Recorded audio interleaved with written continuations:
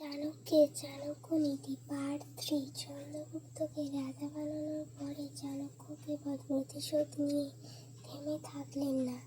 তিনি বুঝেছিলেন সত্যিকারের শক্তি শুধু যুদ্ধ বা সিংহাসন নয়, নিয়ম নীতি এবং জ্ঞানে। চাণক্য রাজ্য চালানোর জন্য ছোট ছোট নীতি তৈরি করলেন। 1. জনগণের কল্যাণ আগে। রাজা তার জনসমর্থন হারালে রাজ্যও হারায়। 2. শত্রুকে আন্ডার এস্টিমেট করো না। যারা ধীরে ধীরে শক্তিশালী হচ্ছে তাদের চাপে রাখো। 3. বুদ্ধি ব্যবহার করো। কোনো কাজ করতে গেলে প্রথমে কৌশল ভেবে করো, বহিক শক্তি দিয়ে নয়।